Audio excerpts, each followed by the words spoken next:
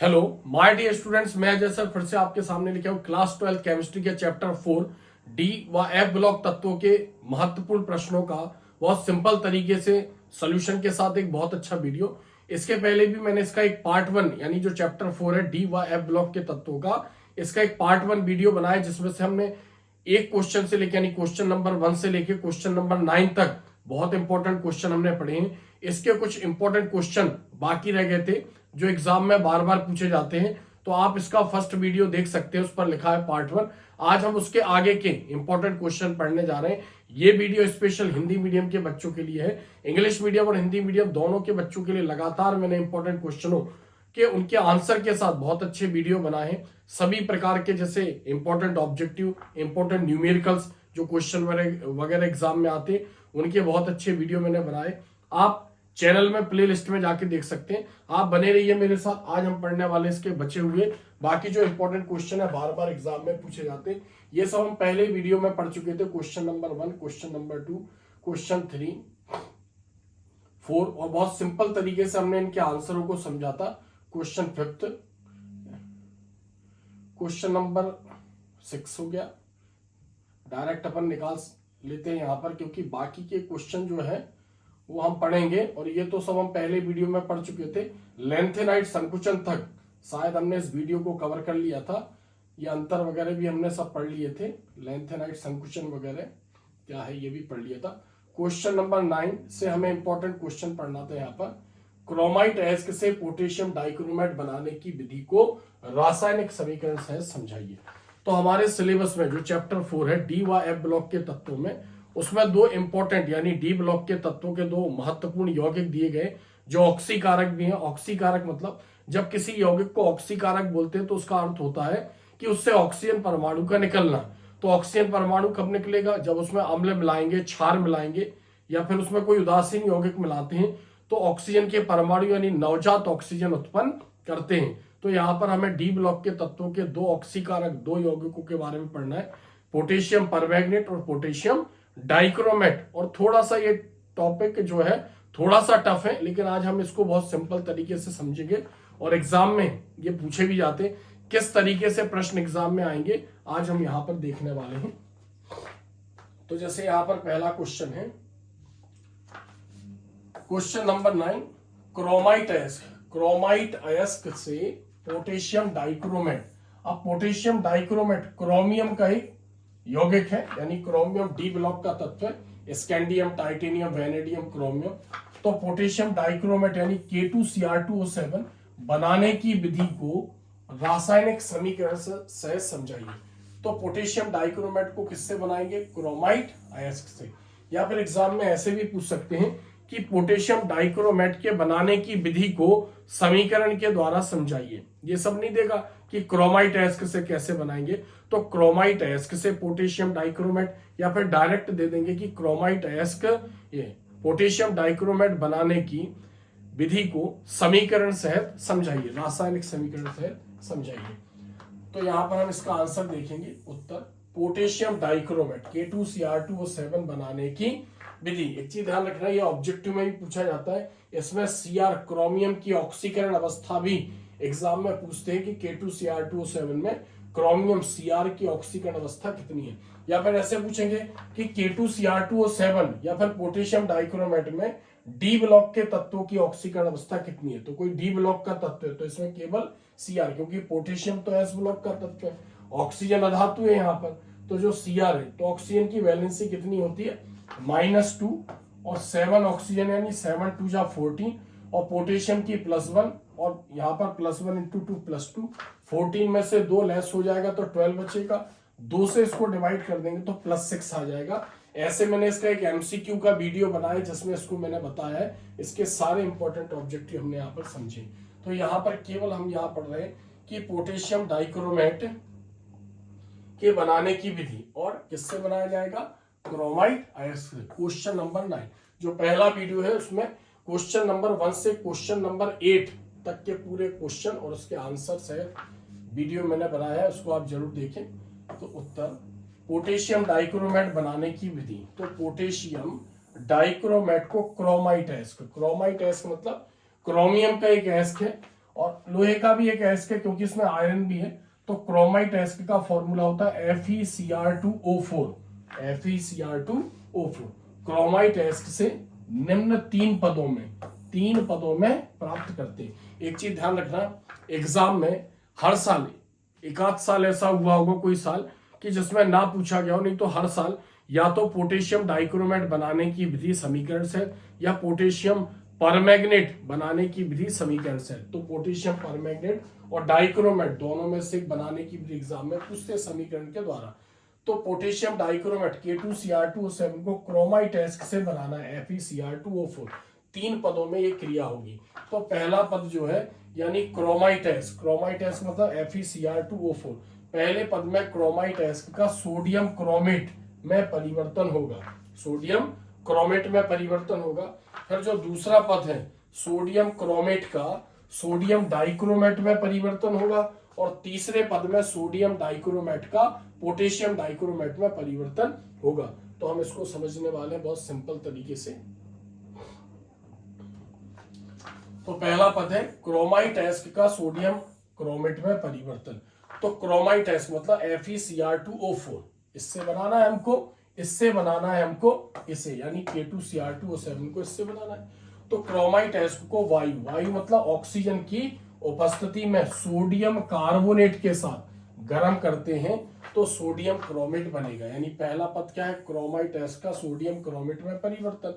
तो chromite ask FeCr2O4 sodium carbonate Na2CO3 और oxygen यानी तीनों को गर्म करेंगे। क्रोमाइट एस्क को इसके साथ इसकी उपस्थिति में गर्म करेंगे तो बनेगा Na2CrO4। क्या बनेगा, Na2CrO4। ये बनेगा Fe2O3 आयरन ऑक्साइड या इसको बोलते हैं ferric oxide plus CO2 gas.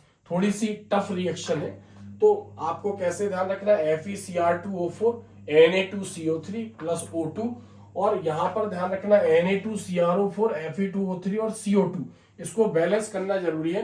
तो ये सीक्वेंस ध्यान रखना है, यहां पर 4, 8 और 7 ये सीक्वेंस आप ध्यान रखना कि यहां पर क्या आएगा 4, 8, 7 यानी क्रोमाइट के 4, सोडियम कार्बोनेट के 8 और ऑक्सीजन के 7।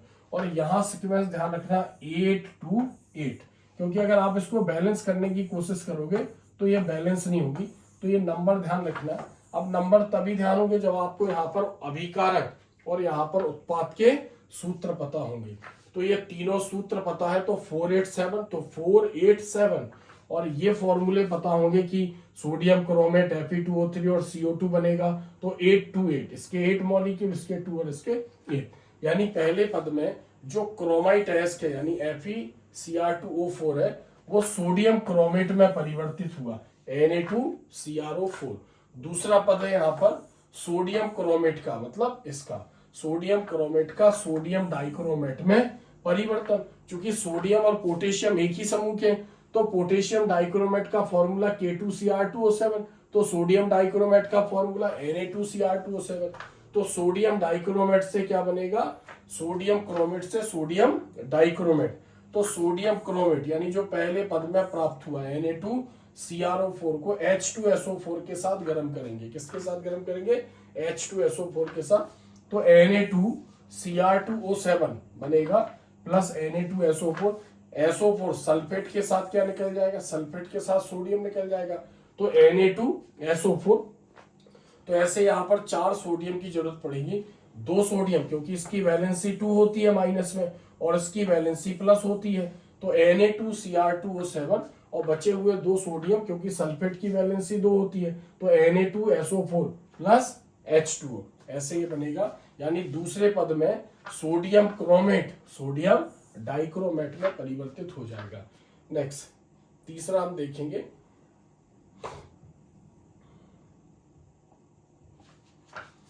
तीसरा सोडियम डाइक्रोमेट का पोटेशियम डाइक्रोमेट में परिवर्तन।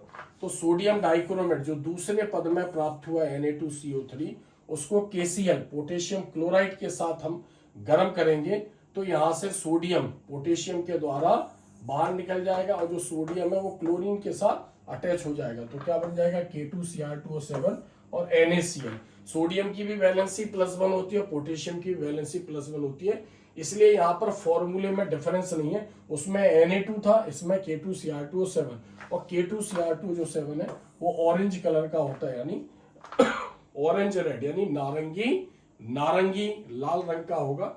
तो K2Cr2O7 जैसे सिंदूर का कलर होता है उस टाइप का ये देखने में होता है K2Cr2O7। तो हम क्या पढ़ रहे थे, पोटेशियम डाइक्रोमेट बनाने की विधि। तो पोटेशियम डाइक्रोमेट को क्रोमाइट एस्क से प्राप्त किया जाता है। क्रोमाइट एस्क का सूत्र FeCr2O4 और क्रिया 3 पदों में पूरी होती है। पहले पद में क्रोमाइट एस्क का सोडियम क्रोमेट यानी FeCr2O4 से Na2CrO4 बनेगा, सोडियम क्रोमेट। दूसरे पद में सोडियम क्रोमेट से सोडियम डाइक्रोमेट बनेगा, यानी NaCr2O4 से Na2Cr2O7। और तीसरे पद में सोडियम डाइक्रोमेट से पोटेशियम डाइक्रोमेट बनेगा। पहले पद में क्रोमाइट एस्क का सोडियम क्रोमेट में परिवर्तन, दूसरे पद में सोडियम क्रोमेट का सोडियम डाइक्रोमेट में परिवर्तन और तीसरे पद में सोडियम डाइक्रोमेट का पोटेशियम डाइक्रोमेट में परिवर्तन। इसकी रिएक्शन थोड़ी सी टफ है, इसलिए आप प्रैक्टिस करना, जो भी मैंने आपको बताया वैसे उस सीक्वेंस से इसको याद करना। तो पहले पद में क्या लेते हैं, FeCr2O4 यानी chromite ask, Na2CO3, sodium carbonate और ऑक्सीजन, तो बनता है Na2CrO4। दूसरे पद में Na2CrO4 को H2SO4 के साथ गर्म करेंगे तो क्या बनेगा, Na2Cr2O7 यानी सोडियम डाइक्रोमेट। और तीसरे पद में सोडियम डाइक्रोमेट को KCl पोटेशियम क्लोराइड के साथ गर्म करेंगे तो K2Cr2O7 बनेगा। तो बहुत सिंपल है, ठीक है, समझ में आ जाएगा। बस बैलेंसी थोड़ा सा याद रखा करो कि जैसे SO4 की वैलेंसी -2, Cr2O7 की वैलेंसी -2, Na की वैलेंसी प्लस, K की वैलेंसी प्लस, तो कहीं ना कहीं समीकरणों को संतुलित करने में दिक्कत नहीं आती है। नेक्स्ट क्वेश्चन है यहाँ पर 10वां क्वेश्चन,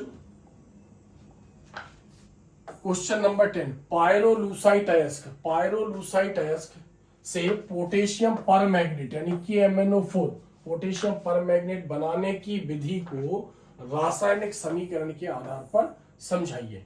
तो यहाँ पर ऐसे भी दे सकते हैं कि पोटेशियम परमैंगनेट बनाने की विधि को रासायनिक समीकरण देकर समझाइए। हो सकता है पायरोलूसाइट अयस्क का नाम ना दे, तो डायरेक्ट भी पूछ सकते हैं। तो यहाँ पर दे दिया पायरोलूसाइट अयस्क, तो कहीं ना कहीं बच्चों को हिंट मिल जाता है कि पोटेशियम परमैंगनेट को कैसे बनाना है। तो पोटेशियम परमैंगनेट KMnO4 बनाने की विधि, पोटेशियम परमैंगनेट KMnO4 को पायरोलूसाइट अयस्क MnO2, इसको अगर ये शुद्ध होता तो मैग्नीज डाइऑक्साइड कहलाता है। चूंकि अयस्क है और अयस्क क्या होते हैं, धातुओं के ऐसे यौगिक जो भूपरपटी पर पाए जाते हैं और जिनमें धातुओं की प्रतिशत मात्रा बहुत ज्यादा होती है और जिनसे धातुओं को कम खर्चे पर प्राप्त किया जाता है, अयस्क कहलाते हैं। तो पायरोलूसाइट अयस्क MnO2 से निम्न 2 पदों में, जो पोटेशियम डाइक्रोमेट से क्रोमाइट अयस्क से पोटेशियम डाइक्रोमेट 3 पदों में प्राप्त हुआ, तो पायरोलूसाइट अयस्क से पोटेशियम परमैंगनेट 2 पदों में प्राप्त किया जाता है। पहला यहाँ पर पद देखते हैं, पायरोलूसाइट अयस्क यानी MnO2 का पोटेशियम मैग्नेट में परिवर्तन, पोटेशियम मैग्नेट में परिवर्तन। तो पायरोलूसाइट अयस्क यानी MnO2 को हवा मतलब वायु मतलब ऑक्सीजन, वायु की उपस्थिति में KOH पोटेशियम हाइड्रोक्साइड और K2CO3 यानी potassium carbonate, KOH potassium hydroxide और K2CO3, KOH या K2CO3 दोनों में से कोई एक यूज करना है, के साथ गर्म करते हैं तो पोटेशियम मैग्नेट बनता है। यानी पहले पद में पायरोलूसाइट अयस्क से क्या बनेगा, पोटेशियम मैग्नेट बनेगा। पायरोलूसाइट अयस्क का फॉर्मूला MnO2 अभी हमने यहाँ पर देखा।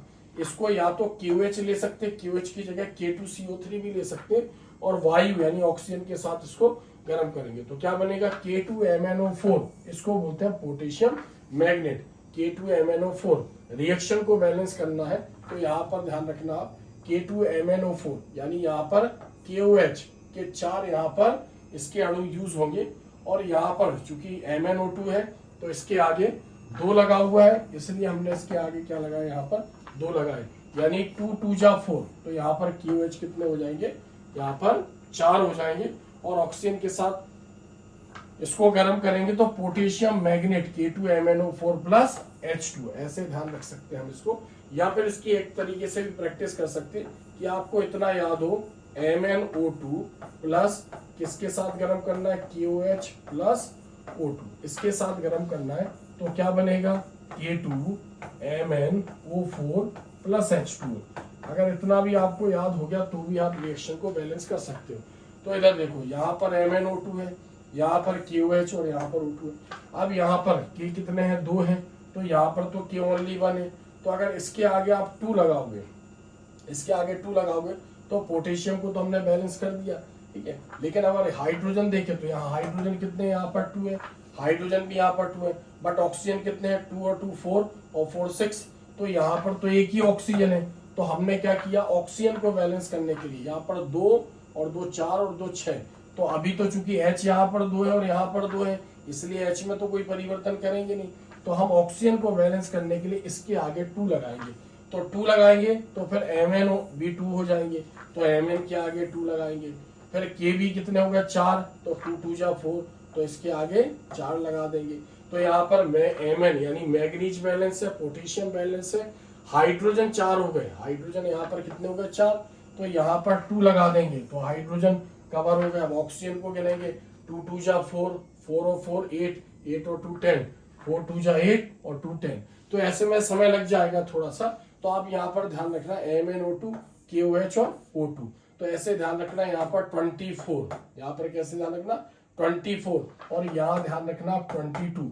तो अभी कारकों के सूत्र लिखकर, उत्पादों के सूत्र लिखकर संख्या ध्यान रखना 24 मतलब MnO2 2 और KOH 4, और यहाँ पर 2 जो उत्पाद बनेंगे यहाँ पर 22, तो 2 2 ऐसे याद रखना, तो बैलेंस करने से आप बच जाओगे। तो MnO2 को KOH के साथ भी गर्म कर सकते हैं, और यहाँ देखो हम K2CO3 भी ले सकते हैं। तो या तो हम इसको लेंगे क्रिया को, या इस क्रिया को लिखेंगे, दोनों में से कोई एक क्रिया लिखनी है। लेकिन थ्योरी में हमें मेंशन करना है कि जो पायरोलूसाइट एस्क है उसको वायु के साथ KOH या K2CO3 के साथ गर्म करेंगे, यानी पायरोलूसाइट एस्क को KOH या K2CO3 के साथ वायु की उपस्थिति में गर्म करेंगे। तो थ्योरी में तो दोनों बताना है, लेकिन या तो KOH से हमने क्रिया करवा दी या फिर K2CO3, इससे क्रिया करवाएंगे तब भी पोटेशियम मैग्नेट बनेगा, इससे क्रिया करवाएंगे तो भी पोटेशियम मैग्नेट बनेगा। इसमें क्या होगा, MnO2 K2CO3 और O2, MnO2 KOH और O2, यानी इसमें दोनों में ये कंपाउंड, इन दोनों में क्या है, जैसे इसकी जगह इसको यूज किया हमने, यहाँ पर ये दोनों सिमिलर है, यहाँ पर H2O की जगह क्या बना CO2, क्योंकि हमने क्या लिया यहाँ पर K2CO3। तो यहाँ पर भी आप ऐसे याद कर सकते हो 22, और ये भी कितने रहेंगे यहाँ पर 22। तो ऐसे आपको कहीं ना कहीं क्रियाओं को बैलेंस नहीं करना पड़ेगा। MnO2 K2CO3 22 यानी 2 2, और ऑक्सीजन यहाँ पर 2 है, यहाँ पर भी 2 और 2, ऐसे आपको यहाँ पर बैलेंस करने से बच जाओगे। तो दोनों में से कोई एक क्रिया आपको एग्जाम में लिखनी है। तो हम पढ़ रहे हैं पोटेशियम परमैंगनेट बनाने की विधि। तो पोटेशियम परमैंगनेट को पायरोलूसाइट एस्क MnO2 से बनाएंगे। MnO2 यानी पायरोलूसाइट एस्क को KOH या K2CO3 के साथ ऑक्सीजन की उपस्थिति में गर्म करेंगे। दोनों में से कोई एक क्रिया आपको लिखनी है। नेक्स्ट दूसरा पद पोटेशियम मैग्नेट, यानी यहाँ पर जो बना इसको पोटेशियम मैग्नेट बोल रहे हैं। पोटेशियम मैग्नेट का पोटेशियम परमैंगनेट यानी K2MnO4 का KMnO4 में परिवर्तन। तो जब CO2, O2 और Cl2 गैस को पोटेशियम परमैंगनेट यानी ये जो बना हुआ है इसके विलयन में से प्रवाहित किया जाता है तो पोटेशियम परमैंगनेट बनता है। तो आप पोटेशियम मैग्नेट के विलयन में तीनों में से carbon dioxide gas, ozone gas या क्लोरीन गैस प्रवाहित करेंगे तो KMnO4 बन जाएगा। तो इसमें भी हम 3 क्रियाएं देखेंगे। अब जो भी क्रिया इसमें से सिंपल है उसको हम एग्जाम में लिख सकते हैं। तो पहले पद में पायरोलूसाइड का पोटेशियम मैग्नेट में, और दूसरे पद में पोटेशियम मैग्नेट का पोटेशियम परमैंगनेट में परिवर्तन। तो पहले पद में पोटेशियम मैग्नेट बना था, अब इसमें से क्लोरीन गैस प्रवाहित कर सकते हैं, ओजोन और CO2। तो क्लोरीन गैस प्रवाहित करेंगे तो इसका फॉर्मूला में पता है KMnO4 यानी पोटेशियम परमैंगनेट। तो यहाँ पर क्या हो जाएगा इसको देखते हैं। यहाँ पर यहाँ से जो पोटेशियम है वो क्लोरीन के साथ क्रिया करेगा 2KCl हो जाएगा यहाँ पर क्यों? क्योंकि यहाँ पर क्लोरीन गैस Cl2 के रूप में है। तो अगर हम इस क्रिया को अगर मान लो नहीं भी अगर सिंपल ऐसा लिखते कि K2MnO4 और क्लोरीन गैस प्रवाहित करना है इसके जलीय विलयन में, तो हमें पोटेशियम परमैंगनेट का फॉर्मूला पता होता KMnO4 प्लस, हमें नहीं पता होता कि यहाँ क्या निकलेगा, लेकिन हम इतना जानते हैं कि जो पोटेशियम है वो क्लोरीन के साथ क्रिया करेगा। तो यहाँ पर हम क्या लिख देते हैं KCl। फिर हमें ये भी पता है क्लोरीन की संख्या 2 है, तो हम इसके आगे 2 लगा देते हैं। तो इसके आगे 2 लगा देते तो पोटेशियम कितने हो गए? यहाँ पर 3 हो गए। तो हम 3 तो यहाँ लगाएंगे नहीं क्योंकि ये 6 हो जाएंगे, तो हम 2 लगाएंगे तो ये 2 दूनी 4 और यहाँ पर ये 3 है, तो इसमें कोई परिवर्तन करेंगे नहीं क्योंकि 2 है। तो 2 2 जा 4, इसके आगे 2 लगा देंगे तो Mn भी 2 हो गया। तो ऐसे करके ये रिएक्शन 2KMnO4 प्लस 2KCl कैसा होता है? ये गुलाबी रंग का होता है। क्लोरीन गैस की जगह हम ओजोन का यूज भी कर सकते हैं। ओजोन से क्रिया करवाएंगे तो जल की जरूरत पड़ेगी क्योंकि जलीय विलयन में जल क्रिया करेगा, या बगैर H2O के रिएक्शन बैलेंस हो रही है। यहाँ पर ओजोन की जगह हम CO2 भी ले सकते हैं। तो तीनों कंडीशन में यानी Cl2 गैस, ओजोन गैस और CO2, तो या तो हम ये क्रिया लिख सकते हैं, ठीक है, या फिर हम ये रिएक्शन लिखते हैं। तो हम तीनों में से कोई भी एक क्रिया लिख सकते हैं जो भी हमें सरल लगेगी, बट थ्योरी में हमें बताना जरूरी है कि जब CO2O3 Cl2 गैस को पोटेशियम मैग्नेट के विलयन में से प्रवाहित करेंगे तो पोटेशियम परमैंगनेट बनता है। तो पोटेशियम परमैंगनेट तीनों कंडीशन पे यहाँ पर पोटेशियम परमैंगनेट बना। अब तीनों में जो रिएक्शन सिंपल लगेगी उसको याद कर लेना, और अगर तीनों याद हो जाए तो बहुत अच्छी बात है, क्योंकि एग्जाम में इंप्रेशन जितना अच्छा पड़ेगा, टीचर की मेंटेलिटी उतनी अच्छी होती, उतने अच्छे नंबर देगा। जो पहला पद है उसमें भी 2 क्रियाएं थी, यानी जो MnO2 था उसकी KOH के साथ क्रिया और K2CO3 थी, तो वो भी अगर हम दोनों लिख सकते हैं तो भी अच्छी बात है, और नहीं तो इतना लिखने पर भी जितना मैंने बताया आपको पूरे नंबर मिल जाएंगे। नेक्स्ट क्वेश्चन देखते हैं हम, क्वेश्चन नंबर 11। स्कैंडियम,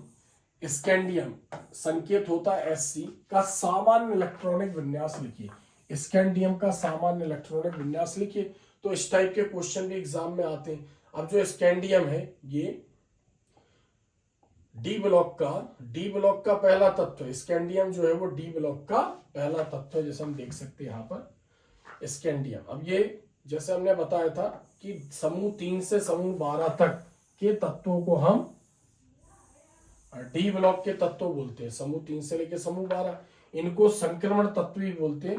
फिर यहां से 14 तत्व निकालकर नीचे बाहर रखे गए, और यहां से 14 तत्व निकालकर नीचे बाहर रखे गए, इसको लेंथेनाइड और इसको एक्टिनाइड, लेंथेनम के बाद और एक्टिनम के। तो स्कैंडियम ये है Sc, इसका परमाणु क्रमांक कितना होता है? 21। इसका इलेक्ट्रॉनिक विन्यास लिखने को बोल रहा है। तो चूंकि ये डी ब्लॉक का तत्व है, आपबाऊ के अनुसार हम इसका इलेक्ट्रॉनिक विन्यास लिख सकते हैं। जैसे स्कैंडियम का परमाणु क्रमांक 21, तो क्या लिखेंगे? 1s2 2s2 2p6। अगर इलेक्ट्रॉनिक विन्यास आपको नहीं आता है तो इलेक्ट्रॉनिक विन्यास लिखने के लिए 3 बातों की जानकारी होनी चाहिए। पहले उस परमाणु का परमाणु क्रमांक, इलेक्ट्रॉनों की संख्या पता होना चाहिए। दूसरा S P D F उपकोष में अधिकतम कितने इलेक्ट्रॉन आ सकते हैं ये पता होना चाहिए। S में 2 इलेक्ट्रॉन, P में 6, D में 10 और F में 14 अधिकतम। और तीसरा और सबसे इंपॉर्टेंट, आपबाऊ के अनुसार उपकोषों का क्रम पता होना चाहिए। जैसे पहली मतलब सबसे कम ऊर्जा 1s की होती है, तो पहले 1s भरेगा, फिर 2s भरेगा, फिर 2p भरेगा, फिर 3s भरेगा। ये ऊर्जाओं का बढ़ता क्रम है, ये आपको पता होना चाहिए। तो 1s2 2s2 2p6, फिर 3s2 3p6, उसके बाद भरेगा 4s2 और फिर इलेक्ट्रॉन जाएंगे डी में। तो हम क्या बोलते हैं? इनके आखिरी इलेक्ट्रॉन डी में जाते हैं, इसलिए इन्हें डी ब्लॉक के तत्व कहते हैं, क्योंकि आखिरी इलेक्ट्रॉन डी में जाएगा। चूंकि समूह 3 है तो ये D1 सीरीज है, यानी 3d1 4d1 5d1 6d1। यहाँ पर D2 हो जाएगा 3d2 4d2 5d2।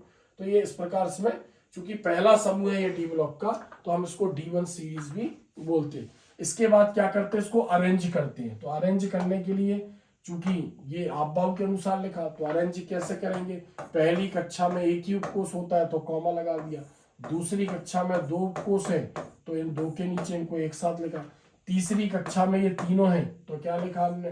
3s2 3p6, और डी को उठा के यहाँ पर ले आए तो क्या हो जाएगा? 3d1 और 4s2। तो ऐसे ये एक ही कक्षा के तीनों उपकोष है, तो ये अरेंज हो गए। अब इससे ये पता चलेगा कि स्कैंडियम की आखिरी कक्षा में 2 इलेक्ट्रॉन है और आखिरी इलेक्ट्रॉन आखिरी कक्षा से ठीक पहले वाली कक्षा के डी में प्रवेश करता है। तो ये आपभाव के अनुसार है, आपभाव के अनुसार ये भी सही है और ये व्यवस्थित इलेक्ट्रॉनिक विन्यास है, ये भी सही है। रासायनिक क्रियाओं में हमें व्यवस्थित इलेक्ट्रॉनिक विन्यास का नॉलेज होना चाहिए। तो जब आपभाव के अनुसार लिखना सीख जाते हैं तो उसको व्यवस्थित करना भी सीख जाते हैं। तो स्कैंडियम का इलेक्ट्रॉनिक विन्यास, चूंकि हमारा क्वेश्चन क्या था कि जो स्कैंडियम है उसका सामान्य इलेक्ट्रॉनिक विन्यास लिखिए, तो क्या पता होना चाहिए था हमें स्कैंडियम का इलेक्ट्रॉनिक विन्यास लिखने के लिए उसका परमाणु क्रमांक फर्स्ट ऑफ ऑल हमें पता होना चाहिए था। तो लिखा वही हमने जो बताया 1s2 2s2 2p6 3s2 3p6 3d1 और 4s2, ये इसका इलेक्ट्रॉनिक विन्यास है। अगर आप इसको अरेंज भी कर देते 1s2 2s2 2p6 3s2 3p6 उसके बाद 4s2 3d1 यानी आपभाव के अनुसार भी आप लिखते तो भी आपको पूरे नंबर मिल जाते। तो आपभाव के बाद लिखने के बाद इसको अरेंज किया गया क्योंकि दूसरी पहली कक्षा में 1 उपकोष है, दूसरी में 2 उपकोष होते, तीसरी में 3 उपकोष होते और बाकी जो बचे हुए इलेक्ट्रॉन वो आखिरी में गए। तो इसको आपभाव के बाद लिखने के बाद इसे अरेंज किया गया है। Next question, question number 12। Question number 11 बता, क्रोमिल क्लोराइड परीक्षण को समीकरण से समझाइए। क्रोमिल क्लोराइड, तो क्रोमिल क्लोराइड ये प्रैक्टिकल भी है। आपने जब अम्लीय और क्षारीय मूलक की पहचान पढ़ी होगी तो उसमें आपने एक तत्व का जब टेस्ट लगाया होगा आपने तत्वों का, तो उसमें ये आपने नाम सुना होगा। तो क्रोमिल क्लोराइड परीक्षण, पोटेशियम डाइक्रोमेट को, पोटेशियम डाइक्रोमेट मतलब K2Cr2O7 को सांद्र H2SO4 यानी सल्फ्यूरिक अम्ल, इन दोनों को एक साथ हम ये भी पढ़ते हैं अम्लीय पोटेशियम डाइक्रोमेट, हम ऐसा भी पढ़ सकते हैं। पोटेशियम डाइक्रोमेट में अम्ल मिला है तो अम्लीय पोटेशियम डाइक्रोमेट, पोटेशियम डाइक्रोमेट को सांद्र H2SO4 के साथ और किसी धातु क्लोराइड NaCl की जगह हम KCl भी ले सकते थे। यहाँ पर पोटेशियम डाइक्रोमेट को सांद्र H2SO4 और KCl और NaCl कुछ भी ले सकते के साथ गर्म करते हैं तो क्रोमिल क्लोराइड की नारंगी लाल रंग की वाष्पें बनती है, नारंगी लाल रंग की वाष्पें बनती है। तो इधर देखो K2Cr2O7 पोटेशियम डाइक्रोमेट, धातु क्लोराइड NaCl और H2SO4 सल्फ्यूरिक अम्ल के साथ गर्म करेंगे तो CrO2Cl2, इसका नाम होता है क्रोमिल क्लोराइड। CrO2Cl2 प्लस क्या बनेगा, सोडियम हाइड्रोजन सल्फेट और यहाँ पर बनेगा H2O। तो यहाँ पर अम्लीय पोटेशियम डाइक्रोमेट, ये तो ध्यान रहेगा K2Cr2O7 प्लस H2SO4 और प्लस NaCl, ये आपको ध्यान रखना है। उत्पादों को ध्यान रखना है CrO2Cl2 और बनने वाला NaHSO4 और H2O। फिर उसके बाद क्रिया को बैलेंस करना है, जो यहाँ पर ज्यादा है यहाँ पर बढ़ाते जाएंगे, जो यहाँ पर ज्यादा है उसकी मात्रा को यहाँ पर बढ़ाते जाएंगे, ऐसे रिएक्शन बैलेंस हो जाएगी। मैंने एक शॉर्ट्स भी बनाया था कि रासायनिक समीकरण केमिकल रिएक्शन को हम कैसे बैलेंस करेंगे, तो उसको आप यहाँ पर देखना चैनल पर। इस परीक्षण का उपयोग गुणात्मक विश्लेषण में क्लोराइड आयनों की पहचान करने में होता है। तो जो अम्लीय और क्षारीय मूलक की पहचान है उसमें ऐसे अम्लीय और क्षारीय मूलक जिनमें क्लोरीन होगा तो क्लोराइड आयनों की पहचान में इसका यूज किया जाता है। तो इतना ही आपको एग्जाम में लिखना है। नेक्स्ट क्वेश्चन नंबर 30, कारण दीजिए, कारण दीजिए।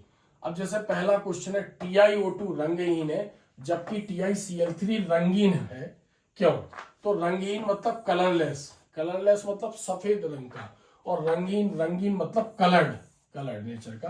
तो एक चीज ध्यान रखना, हमने पढ़ा था कि जो डी ब्लॉक के तत्व हैं उनके जितने भी गुण हैं, जैसे धात्विक प्रकृति के हैं, उच्च गलनांक क्वथनांक वाले होते हैं, उच्च ऑक्सीकरण अवस्था या परिवर्ती ऑक्सीकरण अवस्था प्रदर्शित करते हैं, रंगीन आयन बनाते हैं, रंगीन गुण प्रदर्शित करते हैं, उत्प्रेरकीय प्रकृति के होते हैं, संकुल यौगिक बनाते हैं, अंतराकाशीय यौगिक बनाते हैं, मिश्र धातुएं बनाते हैं या अनुचुंबकीय प्रकृति के होते हैं।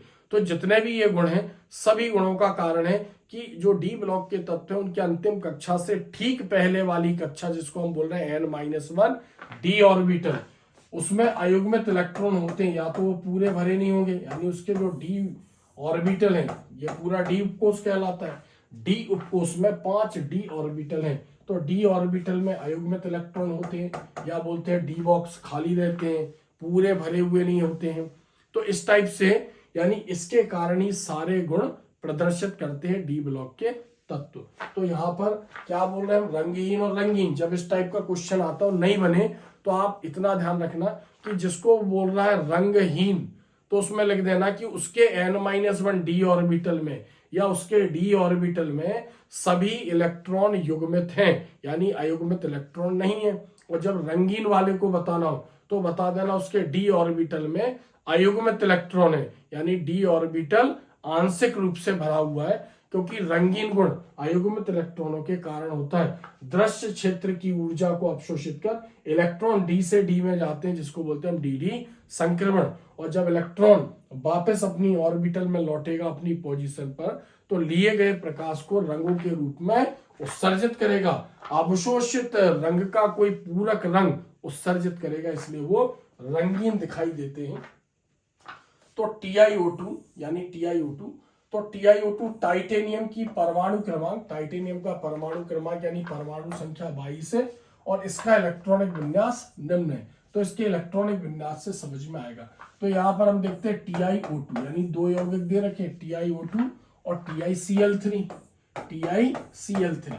तो यहाँ पर ऑक्सीजन अधातु है, यहाँ क्लोरीन अधातु है, और टाइटेनियम धातु है।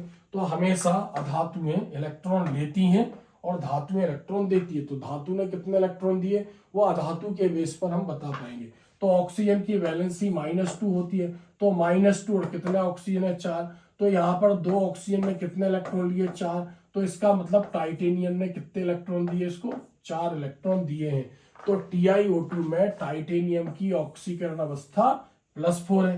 क्लोरीन की वैलेंसी -1 होती, कितने क्लोरीन है 3, तो टोटल -3। तो 3 इलेक्ट्रॉन लिए हैं, तो किसने दिए ये, इसने दिए हैं। तो TiCl3 में टाइटेनियम की ऑक्सीकरण अवस्था +3 और TiO2 में टाइटेनियम की ऑक्सीकरण अवस्था +4 है। अब आगे हम देखते हैं। तो टाइटेनियम का परमाणु क्रमांक 22 है, उसका इलेक्ट्रॉनिक विन्यास लिखना है। तो ये टाइटेनियम है, पहले हम इसका इलेक्ट्रॉनिक विन्यास देखेंगे। 1s2 2s2 2p6 3s2 3p6 3d2 और 4s2। ये इसकी अंतिम कक्षा कहलाएगी, क्योंकि s के साथ साथ d के इलेक्ट्रॉन भी बंध बनाने में भाग लेते हैं। तो अगर हम यहाँ पर देखें तो इसका जो d है, यानी d में कितने इलेक्ट्रॉन है, d में 2 इलेक्ट्रॉन है यहाँ पर, और d कोष में 5 ऑर्बिटल होते हैं, और यहाँ पर s में भी कितने इलेक्ट्रॉन है, 2 इलेक्ट्रॉन है। तो ये पूरा 3d को बता रहा है और ये 4s को बता रहा है। तो जब टाइटेनियम ने यानी टाइटेनियम ऑक्साइड बनाया तो इससे पता चला उसे 4 इलेक्ट्रॉन देने पड़े। तो 4 इलेक्ट्रॉन कौन से गए, ये वाले 2 गए और ये वाले 2 इलेक्ट्रॉन चले गए। डी पूरा खाली हो गया और इसके पहले सभी पूरे भरे हुए, यानी किसी में अयुग्मित इलेक्ट्रॉन नहीं है। तो जब टाइटेनियम 4 इलेक्ट्रॉन देता है तो 3d 0 और 4s 0 हो जाता है।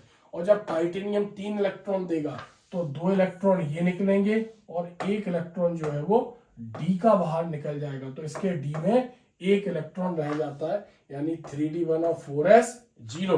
तो हम क्या बोल रहे हैं, अयुग्मित इलेक्ट्रॉन है तो उसमें dd संक्रमण होगा, दृश्य क्षेत्र की ऊर्जा को अवशोषित कर आगे बढ़ेगा। तो अब आंसर आउटपुट क्या निकला कि टाइटेनियम +4 में कोई भी अयुग्मित इलेक्ट्रॉन नहीं है, इसलिए वो रंगहीन है, और इसमें 1 अयुग्मित इलेक्ट्रॉन है, इसलिए ये रंगीन है।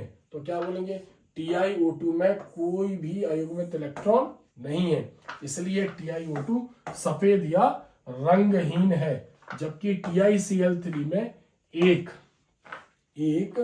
अयुग्मित इलेक्ट्रॉन है, अयुग्मित इलेक्ट्रॉन है, इसलिए TiCl3 रंगीन, मतलब उसका एक्चुअल रंग बताया गया है कि बैंगनी रंग का होता है। तो हमें क्वेश्चन में क्या बताना है, उसका इलेक्ट्रॉनिक विन्यास लिखा, एक्चुअल उसके आयन का, जैसे ये हमें निकालते आना चाहिए।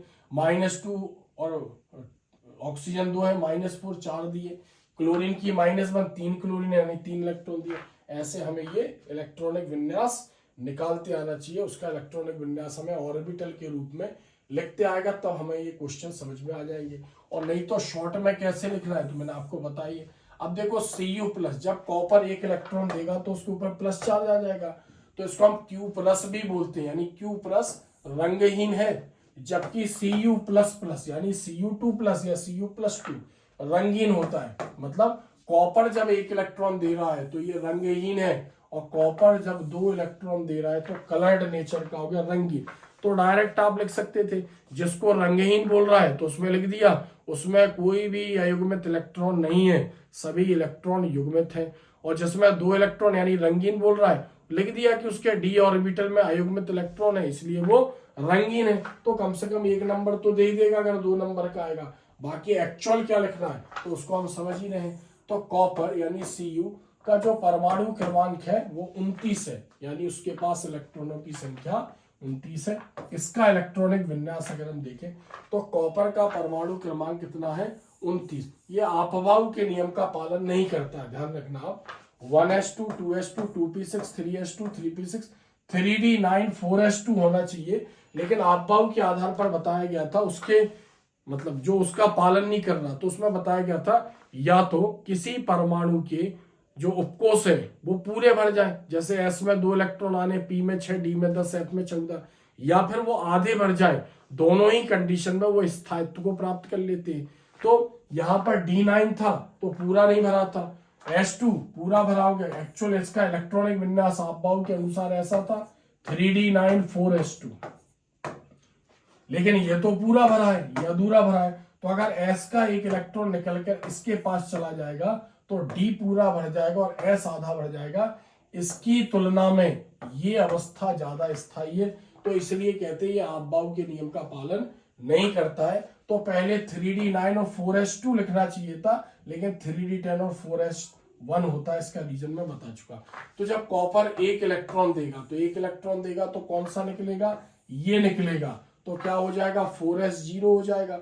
डी पर कोई इफेक्ट नहीं पड़ा, डी पूरा भरा हुआ है, पूरा भरा हुआ है, और ये भी पूरे भरे हुए हैं यहां तक। तो यहां तक Cu+ पूरा भरा हुआ है, एक भी अयुग्मित इलेक्ट्रॉन नहीं है, इसलिए ये कैसा है यहाँ पर, ये है यहाँ पर रंगहीन।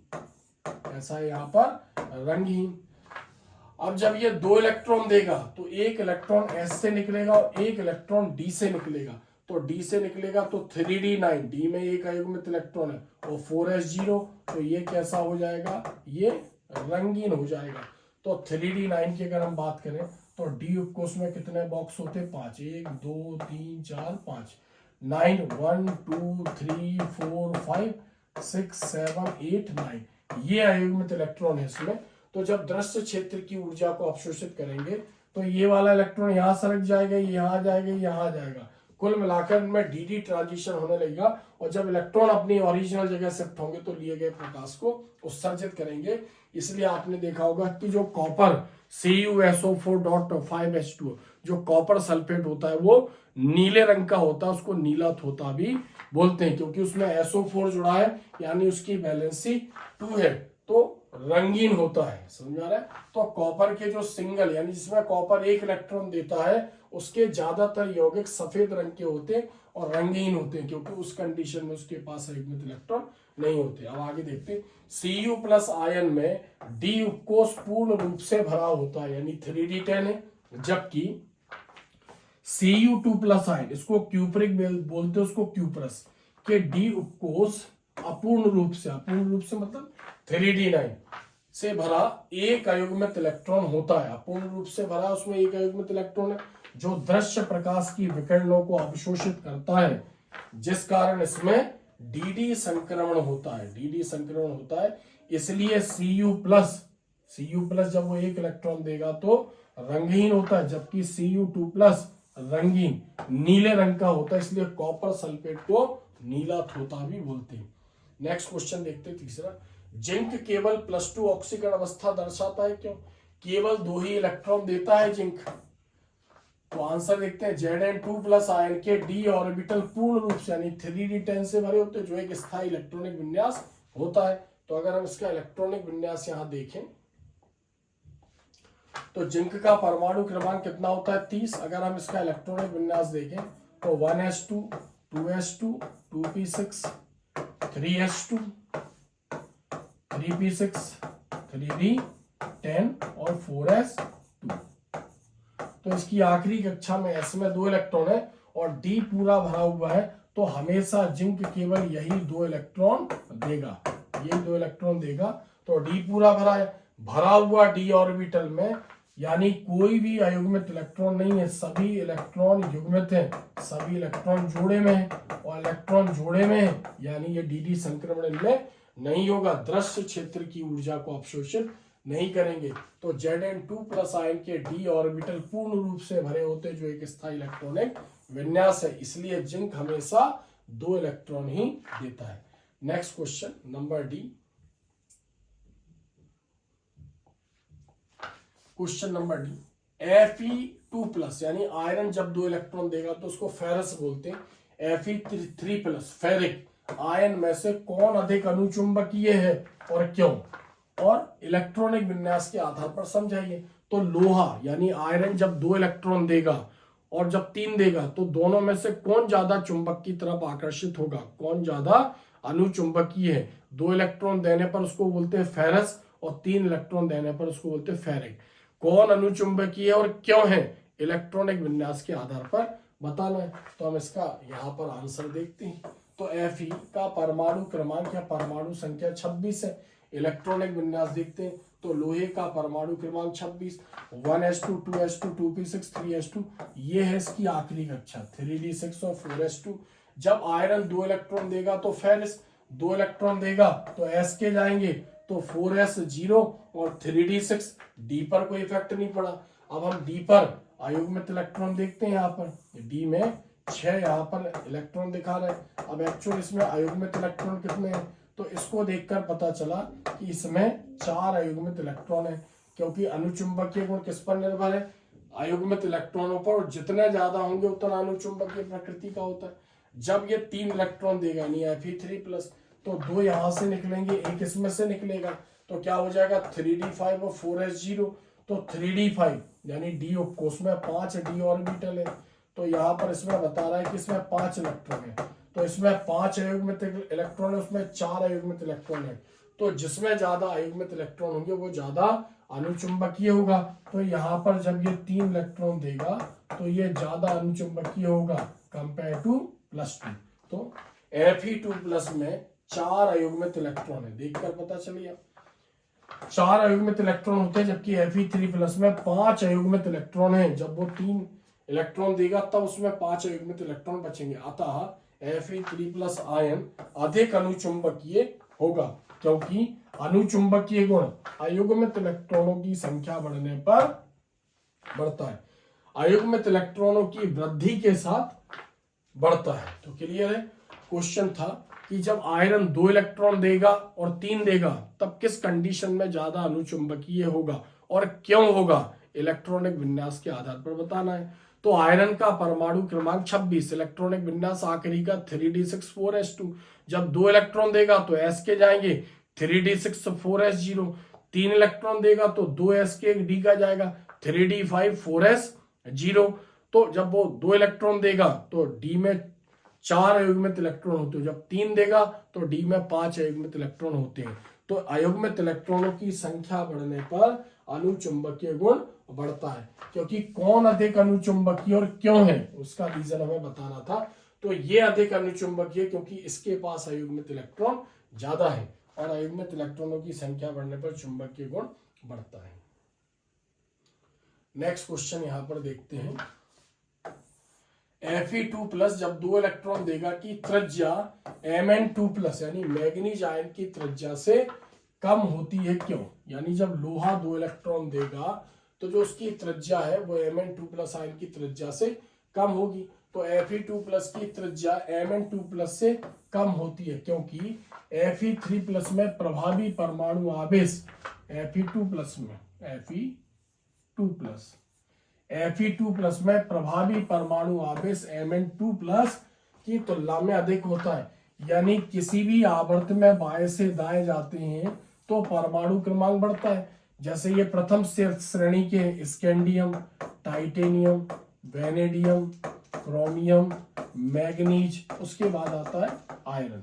ठीक है, तो बाएं से दाएं जाने पर परमाणु क्रमांक बढ़ता है। जैसे इसका 21 परमाणु क्रमांक, इसका 22, इसका 23, इसका 24, इसका 25 और इसका 26।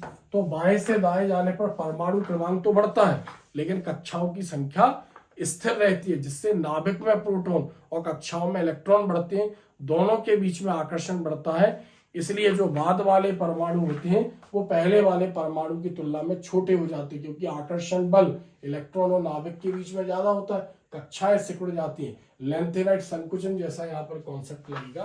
तो Fe2+ की त्रिज्या इससे कम होती है। क्यों?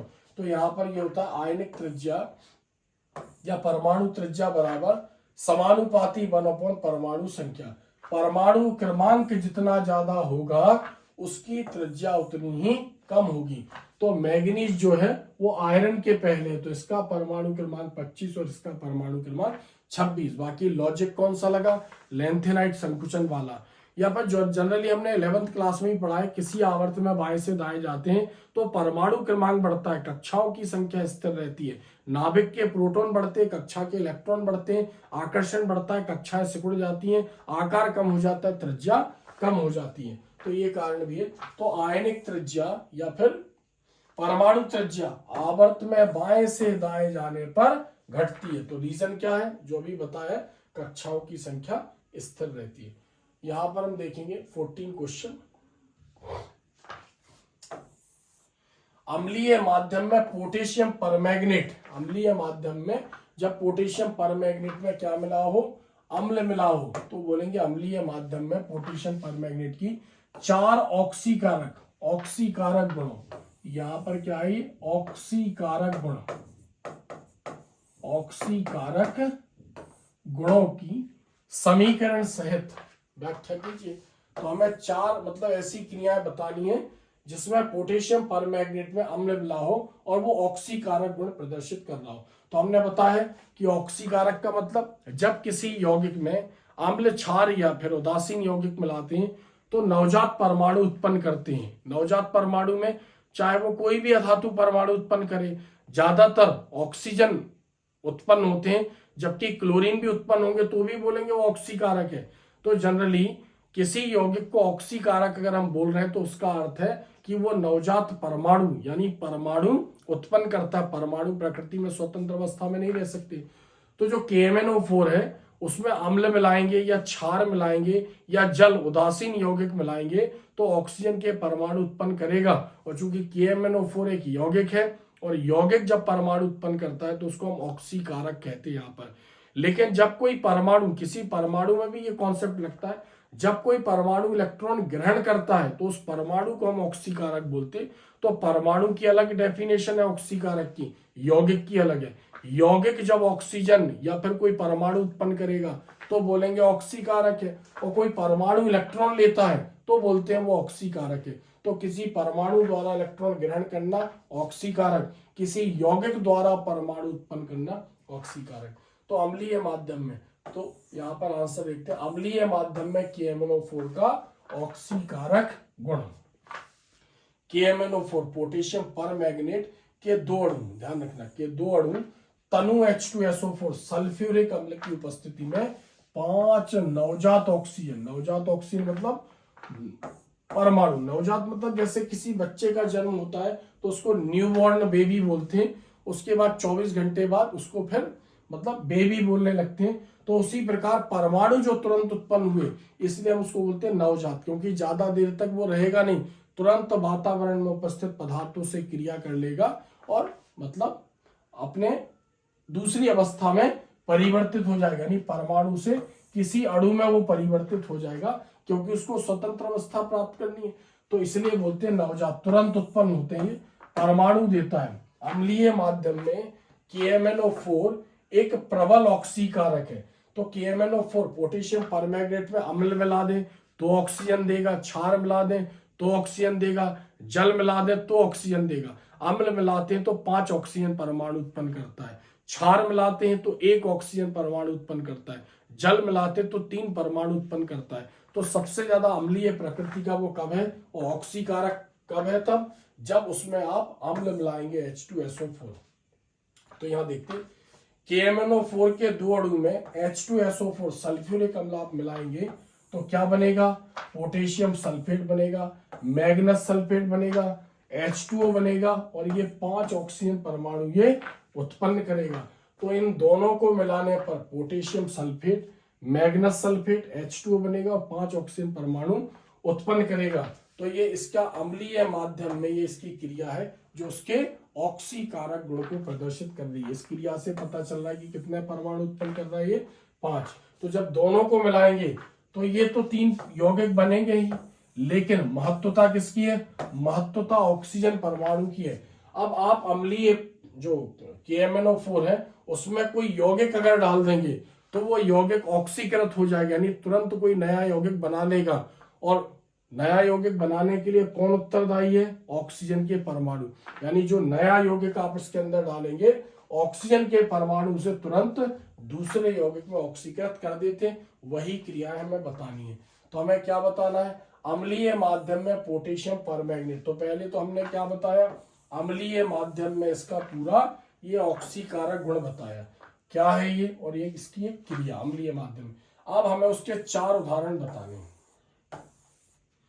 तो इधर देखो, अम्लीय KMnO4, जब KMnO4 में अम्ल मिला हो और आपने उसमें COOH होल्ड वाइस यानी ऑक्सिलिक अम्ल मिला दिया, तो जब इन दोनों को आप मिलाते हैं, ध्यान से सुनना, जब इन दोनों को मिलाया है तो क्या बनना है? K2SO4 ये भी बनेगा, MnOSO4 ये भी बनेगा, मैग्नेस सल्फेट जल भी बनेगा। अब जो ऑक्सिलिक अम्ल इसमें मिलाया है आपने, इस ऑक्सिलिक अम्ल को इन ऑक्सीजन ने किसमें कन्वर्ट कर दिया? CO2 में कन्वर्ट कर दिया। तो ऐसी ये अम्लीय माध्यम में इसकी क्रिया हो गई। तो जब इसमें ऑक्सिलिक अम्ल मिलाया तो अम्लीय KMnO4 ने ऑक्सिलिक अम्ल को CO2 में ऑक्सीकृत कर दिया।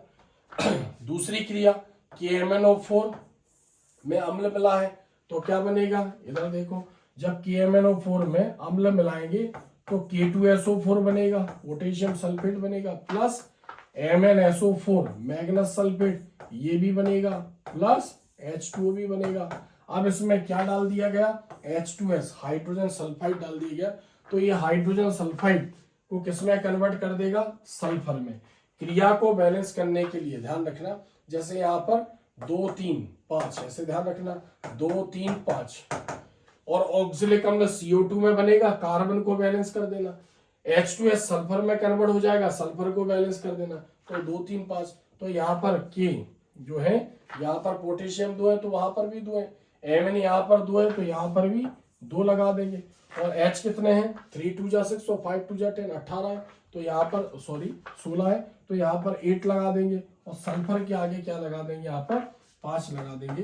तो ऐसे ही रिएक्शन बैलेंस हो जाएगी। तो जो ऑक्सिलिक अम्ल है, अम्लीय KMnO4 ने ऑक्सिलिक अम्ल को CO2 में कन्वर्ट कर दिया, और अम्लीय KMnO4 ने हाइड्रोजन सल्फाइड को सल्फर में ऑक्सीकृत कर दिया। 4 उदाहरण देखने, तो ये 3 हम पढ़ चुके। नेक्स्ट 2 उदाहरण और देखते हैं। तीसरे नंबर का, इनको तो हमने पढ़ लिया। अम्लीय KMnO4 में H2O2 मिलाएंगे। क्या मिलाएंगे? H2O2 यानी हाइड्रोजन पेरोक्साइड। तो अभी हमने पढ़ा है जब अम्लीय यानी KMnO4 को H2SO4 के साथ मिलाया जाता है तो क्या बनेगा?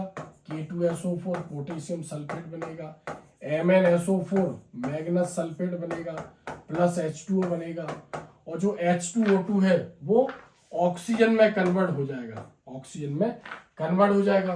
तो ये सीक्वेंस आपको ध्यान रखना, 2 3 5 और 2 3 5। बाकी रिएक्शन आप बैलेंस कर लोगे, क्योंकि तीनों में ये तो बन रहे हैं बराबर, K2SO4 MnSO4 H2O। बाकी ऑक्सिलिक अम्ल CO2 में, H2S सल्फर में, और H2O2 ऑक्सीजन में कन्वर्ट हो जा रहा है। तो यहाँ पर 5 2 जा 10 और 3 2 जा 6 यानी 16 हाइड्रोजन हो रहे हैं। तो इसके आगे हम 8 लगा देंगे। यहाँ पर 5 2 जा 10 ऑक्सीजन हो रहे हैं, इसके आगे हम 5 लगा देंगे, इसके आगे 2 लगा देंगे, रिएक्शन बैलेंस हो जाएगी। अब एक और रिएक्शन देखते हैं, अम्लीय KMnO4 की KI से क्रिया। तो जब अम्लीय KMnO4 यानी KMnO4 में H2SO4 मिलाओगे तो ये तो 3 यौगिक बनने ही है, K2SO4 plus MnSO4 plus H2O, और जो इसमें फेरस सल्फेट Fe KI क्या मिलाया गया इसमें? KI यानी पोटेशियम आयोडाइड इसमें मिलाया गया। तो पोटेशियम आयोडाइड को ये आयोडीन में कन्वर्ट कर देगा। किसमें कन्वर्ट कर देगा? आयोडीन में। तो यहाँ पर कितने आयोडीन है? 10। इसका सीक्वेंस 2 3 5 चला। इसका सीक्वेंस 2 8 10 चलेगा, ध्यान रखना। तो यहाँ पर लेकिन इनके अणुओं की संख्या में कोई परिवर्तन नहीं होगा, और यहाँ पर क्या लगा देंगे हम 5, यानी पोटेशियम आयोडाइड I2 में कन्वर्ट हो जाएगा। जैसे मान लो अम्लीय KMnO4 की FeSO4 से क्रिया फेरस सल्फेट से, तो इसमें क्या लिखेंगे हम 2KMnO4, KMnO4 के 2 अणु तो कंपलसरी है, H2SO4 हमने यहाँ पर लिया और FeSO4 यहाँ पर लिया। फेरस सल्फेट किसमें कन्वर्ट हो जाएगा, फेरिक सल्फेट में। तो जो अम्लीय है यानी KMnO4 प्लस H2SO4 को मिलाते हैं तो क्या बनेगा, K2SO4 ये तो बनेगा, प्लस MnSO4 मैग्नस सल्फेट भी बनेगा, प्लस H2O भी बनेगा। लेकिन जो फेरस सल्फेट है वो फेरिक सल्फेट में कन्वर्ट हो जाएगा, इसमें कन्वर्ट हो जाएगा फेरिक सल्फेट में। तो यहाँ पर इसकी संख्या 2, इसकी संख्या 8 और इसकी संख्या 10 लेंगे, तो यहाँ पर इसके आगे 2 लग जाएगा, इसके आगे 8 और इसके आगे 5 लग जाएगा, रिएक्शन बैलेंस हो जाएगी। बहुत सिंपल तरीके से आपको ध्यान रखना है। तो जब भी KMnO4 के 2 अणु में आप H2SO4 मिलाओगे, H2SO4, तो यहां पर K2SO4 MnSO4 H2O तो बनेगा ही, ऑक्सीजन परमाणु उत्पन्न होंगे। जब ऑक्जेलिक अम्ल डालोगे तो वो CO2 में कन्वर्ट कर देंगे वो परमाणु से, H2S डालोगे तो सल्फर में, और H2O2 मिलाएंगे तो ऑक्सीजन में, Ki मिलाएंगे तो I2 में कन्वर्ट हो जाएगा, और FeSO4 मिलाएंगे तो Fe2SO4 whole थ्राइड ferrous sulphate ferric sulphate में परिवर्तित हो जाएगा। ये इसकी रिएक्शन दी हुई है। नेक्स्ट क्वेश्चन है क्वेश्चन नंबर 15। अम्लीय, क्षारीय और उदासीन माध्यम में KMnO4 यानी पोटेशियम पर मैग्नेट के ऑक्सीकारक गुण को उदाहरण सहित बताइए। यानी आप ये प्रूफ कीजिए कि जो KMnO4 है पोटेशियम पर मैग्नेट, उसमें अम्ल मिलाएंगे तो वो ऑक्सीजन के परमाणु उत्पन्न करेगा, क्षार मिलाएंगे तो ऑक्सीजन के परमाणु उत्पन्न करेगा, और जल मिलाएंगे, जल उदासीन है तो भी वो परमाणु उत्पन्न करेगा, और प्लस हमें उसकी क्रियाओं को भी बताना है। तो हमें इसको समझाना है। यहाँ पर उत्तर, KMnO4 का ऑक्सीकारक गुण, KMnO4 अम्लीय, उदासीन, क्षारीय तीनों माध्यम में ऑक्सीकारक के रूप में कार्य करता है, यानी ऑक्सीजन परमाणु उत्पन्न करता है।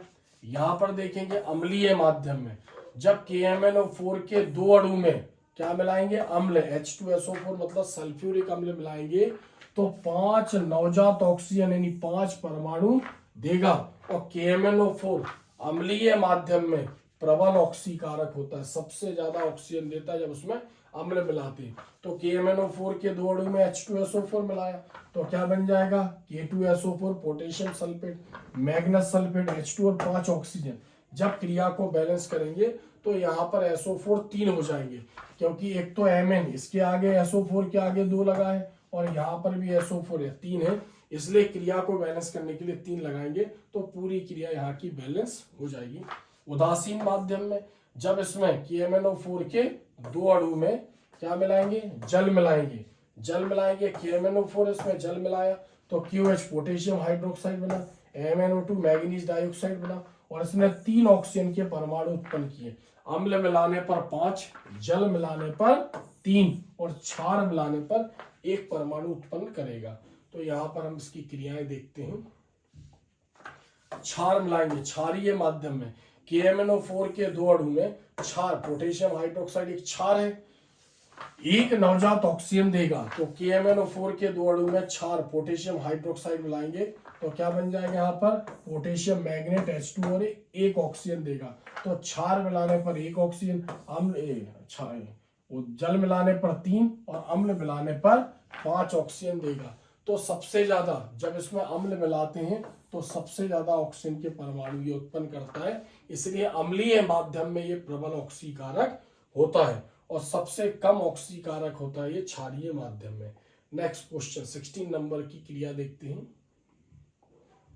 पोटेशियम डाइक्रोमेट K2Cr2O7 के ऑक्सीकारक गुण को 2 उदाहरण के साथ समझाइए। मतलब ये बताइए कि वो ऑक्सीकारक के समान गुण प्रदर्शित करता है। तो उत्तर, K2Cr2O7 का ऑक्सीकारक गुण, यह एक प्रबल ऑक्सीकारक होता है K2Cr2O7, क्योंकि K2Cr2O7 का एक अणु तनु H2SO4 की उपस्थिति में ऑक्सीजन के 3 परमाणु देता है। किसकी उपस्थिति में? H2SO4 जब उसमें अम्ल मिलाते हैं तो उसको बोलेंगे हम अम्लीय माध्यम, या फिर क्या बोलेंगे हम? अम्लीय पोटेशियम डाइक्रोमेट। तो K2Cr2O7 में अम्ल मिलाया, क्या बोलेंगे हम? K2Cr2O7 का एक अणु, तो हमने इसकी संख्या 1 ली है, इसमें H2SO4 मिलाएंगे तो पोटेशियम सल्फेट बनेगा, क्रोमियम सल्फेट बनेगा, H2O बनेगा और 3 ऑक्सीजन के परमाणु उत्पन्न करेगा। इसको बोलते हैं अम्लीय पोटेशियम डाइक्रोमेट। अब इसमें आप कोई यौगिक मिलाओगे, जैसे पोटेशियम आयोडाइड मिलाएंगे तो ये ऑक्सीजन पोटेशियम आयोडाइड को आयोडीन में कन्वर्ट कर देंगे। अब आप इसमें FeSO4 फेरस सल्फेट मिलाओगे तो ये ऑक्सीजन फेरस सल्फेट को फेरिक सल्फेट में परिवर्तित कर देंगे।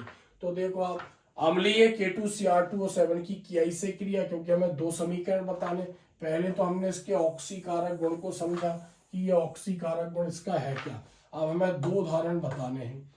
तो K2Cr2O7 H2SO4 कियाई हम इसमें डालेंगे तो क्या बनेगा? K2SO4 तो बनना ही है, ये भी बनना था और H2O भी बनना था, लेकिन कियाई पोटेशियम आयोडाइड किसमें कन्वर्ट हो जाएगा? आयोडीन में। क्रिया को बैलेंस करना है तो यहाँ पर आप 7-6 से ध्यान रखना, यानी 7 H2SO4 और 6, फिर आप क्रिया को बैलेंस कर सकते हो। अब अम्लीय K2Cr2O7 में फेरस सल्फेट मिलाओगे तो फेरस सल्फेट फेरिक सल्फेट में कन्वर्ट हो जाएगा। तो यहाँ पर भी क्या ध्यान रखना आपको? 7-6। बाकी इसमें ये बना, इसमें भी ये बनेगा, ये इसमें बना तो ये भी बनेगा, H2O भी बनेगा, केवल फेरस सल्फेट फेरिक सल्फेट में कन्वर्ट हो जाएगा। तो कुल मिलाकर पोटेशियम डाइक्रोमेट में अम्ल मिलाते हैं तो K2SO4 potassium sulphate, Cr2SO4 whole thrice chromium sulphate और H2O बनता है। और कितने ऑक्सीजन उत्पन्न हो रहे हैं यहाँ पर? 3। ये 3 ऑक्सीजन किसी यौगिक को हम डालते, जैसे कियाई को डाला तो कियाई को आयोडीन में ऑक्सीकृत कर देंगे, जैसे फेरस सल्फेट डाला तो फेरस सल्फेट को फेरिक सल्फेट में कन्वर्ट कर देंगे। रिएक्शन देखने में टफ होती है लेकिन बहुत सिंपल तरीके की रिएक्शन है। नेक्स्ट क्वेश्चन यहाँ पर, कारण बताइए, कारण बताइए। SO2 गैस को अम्लीय KMnO4 के विलयन में से प्रवाहित करेंगे तो क्या होगा? SO2 गैस को अम्लीय K2Cr2O7 के विलयन में से प्रवाहित करेंगे तो क्या होगा? आंसर देखते हैं। SO2 गैस को अम्लीय KMnO4, तो अम्लीय KMnO4 में से इसको प्रवाहित करेंगे तो K2SO4 MnSO4 और H2SO4 बन जाएगा। और SO2 गैस को अम्लीय K2Cr2O7 के विलयन में से प्रवाहित करेंगे तो K2Cr2O7 हो गया, इसमें से प्रवाहित करेंगे तो क्या बन जाएगा? K2SO4 Cr2SO4 होल थ्राइस और H2O। यानी इसमें जो SO2 गैस प्रवाहित की जा रही है तो SO2 गैस सल्फ्यूरिक अम्ल में ऑक्सीकृत हो जाएगी। वो किसमें कन्वर्ट हो गई? H2SO4 में। इसमें SO2 सल्फर डाइऑक्साइड गैस प्रवाहित की गई तो वो H2SO4 के रूप में कन्वर्ट होकर क्रोमियम सल्फेट में कन्वर्ट हो गई, यानी हरे रंग का यौगिक बना। तो ये हमने इतनी बहुत महत्वपूर्ण क्वेश्चन पढ़े एग्जाम में, और बार बार एग्जाम में इन्हीं में से आ सकते हैं। आप प्रीवियस ईयर के पेपर देखेंगे, लगातार कोई ना कोई क्वेश्चन इसी में से ही पूछा गया है, यानी मेन क्वेश्चन और ऑप्शन वाला। तो ये जो चैप्टर है बहुत सिंपल है लेकिन बहुत लॉजिकल है। 1-2 बार आपने अगर इस कॉन्सेप्ट को समझ लिया तो आप इसमें से कोई भी क्वेश्चन आएगा वो 101% इसी में से ही आएगा, लेकिन आपसे वो बहुत अच्छी तरीके से बन पाएगा। आप मेरे वीडियो देख भी रहे हैं लगातार, यानी कई महीनों से देखते आ रहे हैं, और उम्मीद भी करता हूं वीडियो पसंद भी आते होंगे। कमेंट्स अच्छे करिए, चैनल को सब्सक्राइब करके रखिए, क्योंकि अभी यानी जो पेपर होने वाला है अभी आपका बहुत जल्दी फाइनल पेपर, उसके ऊपर मैं एक पेपर बनाने वाला हूं जिसमें से 80 to 90% क्वेश्चन एग्जाम में आते ही हैं। तो बहुत जल्दी आपके जो अभी पेपर चल रहे हैं, जैसे हिंदी हो गया, इंग्लिश हो गया, फिजिक्स हो गया, मैथ्स हो गया, बायो हो गया, तो उसके पहले जब आपके ये पेपर खत्म होंगे उसके पहले मैं उस पेपर को अपलोड कर चुका हूँ। तब तक आप इन वीडियो को देखकर उसकी प्रैक्टिस करते रहिए और बहुत अच्छी मेहनत करिए। समय कम है, अच्छा परसेंटेज बनाइए, स्कूल का नाम, कोचिंग का नाम और परिवार का नाम रोशन करिए। इसी के साथ अगले वीडियो में फिर हम मिलेंगे। धन्यवाद।